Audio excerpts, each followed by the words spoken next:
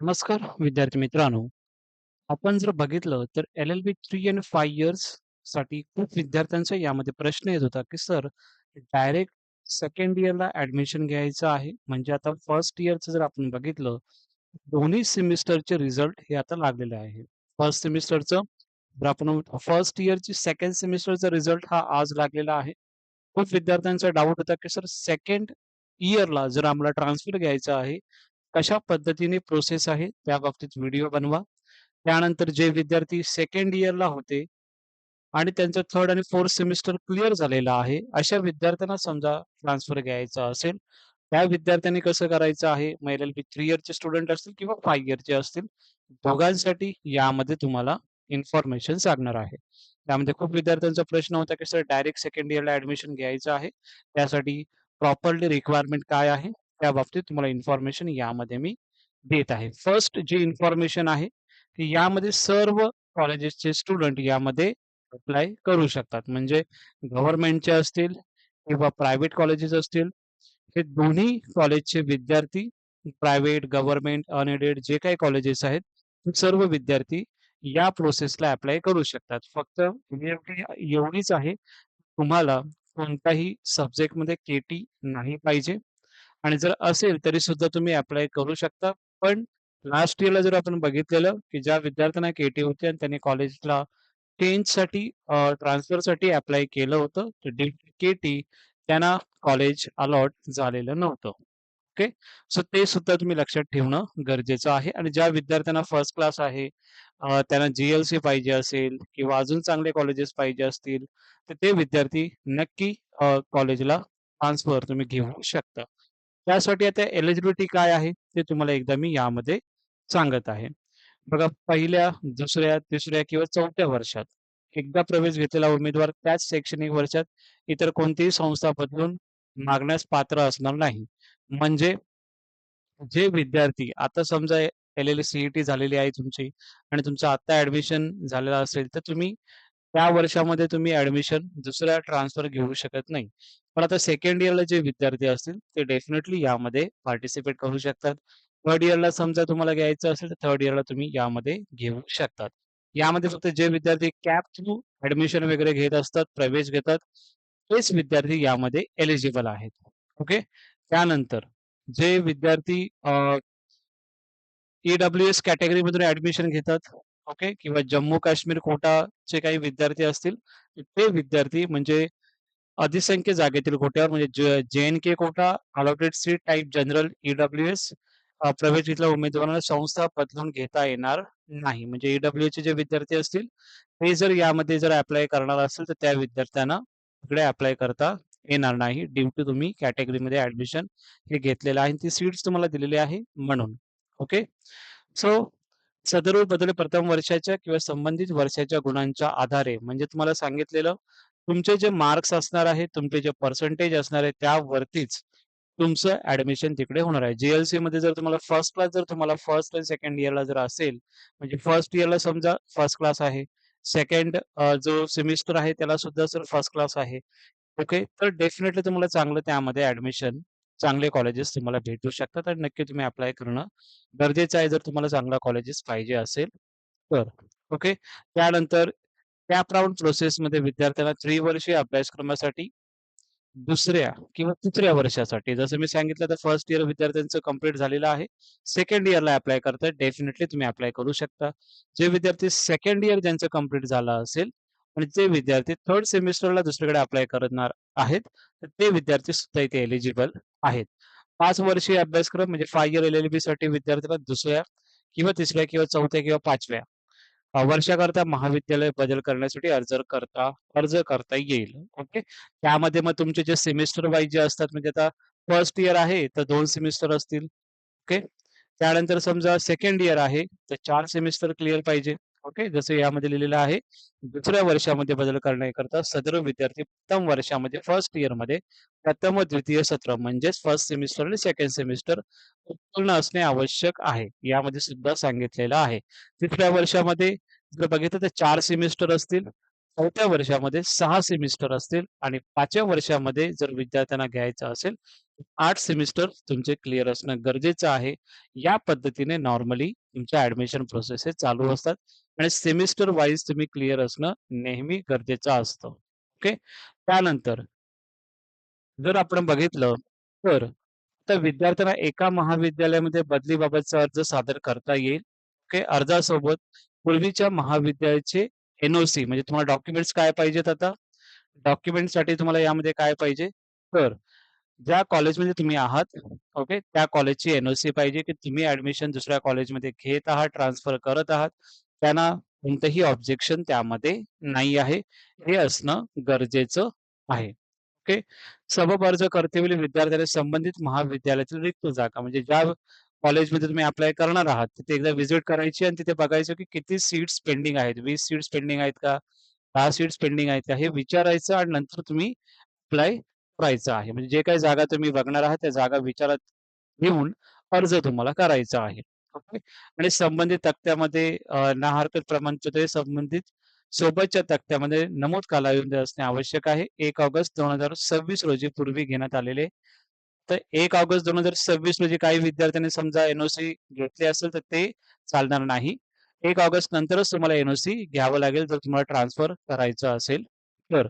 महाविद्यालयाने गुणपत्रक वितरित केलेले नसल्यास, म्हणजे काही मार्कशीट समजा नसेल, महाविद्यालय संबंधित विद्यार्थ्याला प्राप्त असलेले जे काही गुण असतील, सेमिस्टरचे जे काही गुण असतील किंवा उत्तीर्ण आहे की अनुत्तीर्ण आहे, म्हणजे पास आहे की फेल आहे, हे सांगणं हे जे काही महाविद्यालयाचं शिक्का असेल, त्यावरती एका डॉक्युमेंटवर चालेल आणि त्यामध्ये प्रिन्सिपल यांचे सिग्नेचर असणं गरजेचं आहे. जर तुम्हाला अ, गुणपत्रक म्हणजे काय तर सर्टिफिकेट भेटली नसेल तर.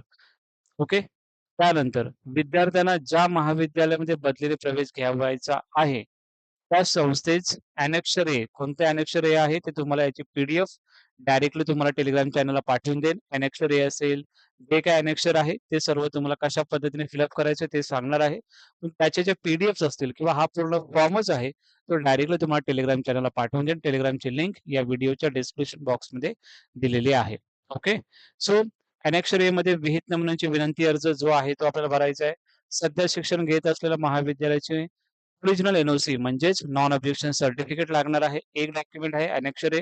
दुसरा डॉक्युमेंट आहे तुमचं एन-ओ-सी नॉन ऑब्जेक्शन सर्टिफिकेट. तिसरं डॉक्युमेंट आहे जे तुमचे सर्टिफिकेट्स आहेत, ज्या तुमचं first semester, second semester, third semester जे काही तुमचे रिझल्ट आहेत ते तुम्हाला लागणं गरजेचं आहे. समजा काही याच्यामध्ये समजा शिक्षणामध्ये खंड म्हणजे काय? जर एज्युकेशनमध्ये जर तुमचा गॅप येत असेल, तर तुम्ही त्याच्यामध्ये ₹100 स्टॅम्प पेपरवरती त्यामध्ये ॲफिडेव्हिट करू शकता. ठीक आहे. जर गॅप असेल तर, नाहीतर करायची गरज नाही आहे. संस्थेच्या महाविद्यालयाच्या प्राचार्यांच्या शिफारशी ना हरकत प्रमाणपत्राशिवाय उच्च शिक्षण संचालनाकडून कोणतेही अर्ज दाखल करून घेतले जाणार नाहीत. कॉलेजकडूनच तुमचं होणार आहे ॲडमिशन, बाकी कुठूनही होणार नाही, हे डायरेक्टली सांगितलेलं आहे. ओके. आता हे महाविद्यालयीन जे काही करायची कार्यवाही ते जे काही कॉलेज आहे, ते कॉलेज लेव्हलला त्यांचं करतील. ओके. तुम्हाला याच्यामध्ये लक्षात काय ठेवायचं आहे? जे एनेक्शर फॉर्म आहे, ते तुम्हाला यामध्ये मी सांगत आहे. जसं की पहिले एकदा टाईम टेबल सांगतो तुम्हाला, की हे टाईम टेबल कोणत्या डेट्समध्ये चालू होणार आहे, जेणेकरून तुम्हाला प्रॉपरली या गोष्टी माहिती पडतील. विद्यार्थ्यांना ज्या महाविद्यालयामध्ये तुम्हाला ट्रान्सफर घ्यायचा आहे, त्यामध्ये बघा एन-ओ-सी पाहिजे जसं पहिलं मी सांगितलं. सर्टिफिकेट म्हणजे मार्कशीट लागणार आहे आणि जो अर्ज आपण भरणार आहोत, ॲनेक्सर एचा तो सुद्धा लागणार आहे. हे सर्व कधी करायचं आहे तुम्हाला 1 ऑगस्ट म्हणजे पुढच्या महिन्यापासून ते 14 ऑगस्टपर्यंत ही प्रोसेस चालू असेल. ओके. अर्जाची तपासणी करून अर्जामध्ये काही त्रुटी असतील, काही प्रॉब्लेम असेल, ते ईमेलद्वारे नॉर्मली कॉलेजला तिकडे केलं जातं आणि कॉलेज तुम्हाला इन्फॉर्म करतं. जर तुमच्या कॉलेजमध्ये जर काही मिस्टेक असेल फॉर्ममध्ये, तर ते 2 ऑगस्ट ते 17 ऑगस्टपर्यंत हे चालणार आहे. विद्यार्थ्यांसोबत अर्जाबाबत त्रुटी प्राप्त झालेल्या असल्यास सदर त्रुटी पूर्ततेसाठी जे काही कॉलेज आहे त्यांच्यामध्ये त्यांच्याकडे कागदपत्र म्हणजे डॉक्युमेंट्स हे त्यांना पाठवले जातात आणि 22 ऑगस्टपर्यंत हे तुम्हाला प्रोसेस करायची आहे. 4 ऑगस्ट ते 22 ऑगस्टपर्यंत आणि त्यानंतर महाविद्यालय प्रस्ताव संचालनास सादर करणे, प्रस्तावाबाबत बाबत पात्र विद्यार्थ्यांची यादी, विद्यार्थ्यांचे मूळ अर्ज सर्व सदर पत्रासह सादर करावेत. हे कॉलेज लेव्हलला आहे. ते 24 ऑगस्ट 2026 रोजी दुपारी 4 वाजता. ओके. सो जे काही कॉलेजमध्ये किती अर्ज आलेले आहेत किंवा किती अर्ज म्हणजे केलेले आहात, ते सर्व तिकडे तुम्हाला समजणार आहे कॉलेजच्या वेबसाईटवरती. ओके. संचालनालय स्तरित गटीत समितीमार्फत महाविद्यालय बदलण्यासाठी आलेल्या प्रस्तावाची पडताळणी जे काय आहे ते 28 ऑगस्टपर्यंत म्हणजे पूर्ण महिना जो आहे 28 ऑगस्टपर्यंत ही प्रोसेस चालणार आहे आणि नंतर मग परवानगी देण्यात आलेल्या किंवा परवानगी नाकारलेल्या विद्यार्थ्यांची यादी महाविद्यालयाला म्हणजेच कॉलेजला कळवली जाईल 1 सप्टेंबर 2026 म्हणजे कोणत्या विद्यार्थ्याचं कॉलेज सिलेक्शन झालेलं आहे, त्याची लिस्ट प्रॉपरली येते, कोणत्या स्टुडंटचं सिलेक्शन नाही झालेलं आहे त्या कॉलेजला, ही प्रॉपरली लिस्ट ही कॉलेज तुम्हाला शेअर करत असते आणि तीच लिस्ट कधी होणार आहे 1 सप्टेंबर 2026 ला. ओके.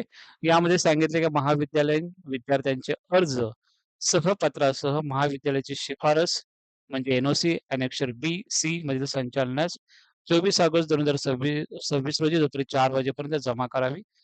ओके. म्हणजे 24 ऑगस्ट 2026 पर्यंत.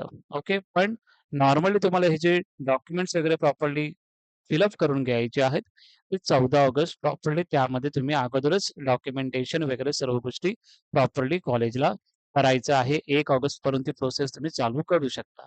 ॲनेक्सर एच्या फॉर्ममध्ये तुमचं नाव स्वतःचं पाहिजे. सरनेम फर्स्ट म्हणजे आता समजा कदम आहे, तर कदम पहिला येईल. ओके. त्यानंतर तुमचं नाव येईल आणि सरनेम या पद्धतीने तुम्ही टाकू शकता. नेम ऑफ द कोर्स कोणता एल-एल-बी 3 इयर ते एल-एल-बी 5 इयर ते टाकायचे. सी-ई-टी पास इयर कोणत्या इयरला पास झाले. Current year of course first year, first की सेकंड आहे. सेकंड इयर ते टाकायचे. Academic year, address, correspondence, mobile number, email ID. Whether admission is under आता ई-डब्ल्यू-एस जे-एन-केमध्ये आहे का नसेल तर नो करा. Name of the present institute म्हणजे ज्या कॉलेजमध्ये तुम्ही आता आहात त्या कॉलेज आणि स्टेटस ऑफ प्रेझेंट इन्स्टिट्यूट तुमचं गव्हर्नमेंट एड आहे का, युनिव्हर्सिटी मॅनेज आहे का, अनएडेड आहे का हे तुम्हाला यामध्ये लिहायचं आहे. त्यानंतर details of the result of last exam म्हणजे जे सेमिस्टर आहेत इथे खालती दिलेले आहेत.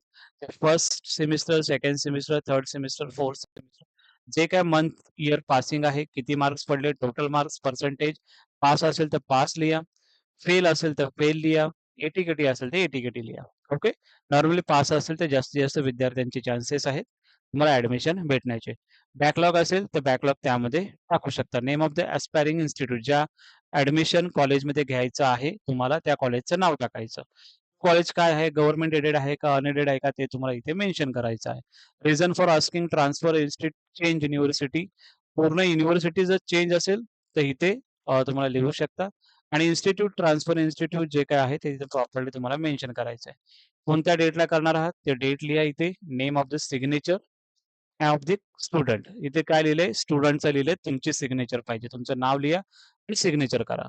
ओके. हा झाला एनेक्सर ए. एनेक्सर बी इथे तुम्हाला दिलेला आहे statement showing this candidate apply change institute after first year. Name of the college, name of the course LLB 3 years, 5 years, name of the university, which college is affiliate म्हणजे Mumbai university आहे, Pune university आहे, जे काही university आहे ते तुम्ही करू शकता. ओके. सो याच्यामध्ये प्रॉपरली डिटेल्स तुम्हाला यामध्ये मेन्शन करायचं आहे. नेम ऑफ द स्टुडंट, तुमचं नाव, नेम ऑफ द करंट इन्स्टिट्यूटमध्ये कोणत्या कॉलेजमध्ये आहात, इयर अँड कोर्स, इयर कोणता आहे, एल-एल-बी 3 इयर्स आणि इयर कोणता आहे 2026 असेल. Whether admission is under YN quota, yes and no इथे नो येणार आहे. टोटल मार्क्स टाकायचे आहेत. पर्सेंटेज बॅक असेल तर बॅक टाका. Name of the aspiring institute कोणत्या कॉलेजमध्ये ॲडमिशन घ्यायचं आहे तुम्हाला ट्रान्सफर तो नाव लिहा इथे. रिझन फॉर द ट्रान्सफर इथे लिहा आणि रिमार्क लिहा. ओके. रिझन जे काय असेल तर नॉर्मली तुम्ही लिहू शकता. इथे डेट येईल, seal of the college institute आणि सिग्नेचर ऑफ द प्रिन्सिपल. ठीक आहे. बाकी हे जे फॉर्म्स आहेत जो टाइप जो काही सी आहे एनेक्चर ते सुद्धा मी त्याचे पूर्ण पी-डी-एफ तुम्हाला टेलिग्राम चॅनलला भेटून जाईल. ओके. यामध्ये काही डाउट्स असतील, काही प्रश्न असतील तर नक्की कमेंट सेक्शनला विचारा. नक्की तुम्हाला आन्सर करण्याचा प्रयत्न करेन. कारण की जास्त व्हिडिओ लेंथी होऊन काही फायदा नाहीये. जे इम्पोर्टंट इन्फॉर्मेशन आहे तुम्हाला देणं गरजेचं आहे जेणेकरून तुम्ही स्वतःही रीड करून प्रॉपरली करू शकता. तरी सुद्धा काही डाऊट असेल कमेंट सेक्शनला विचारा. नक्की आन्सर देण्याचा प्रयत्न नक्की करेन. Thank you so much.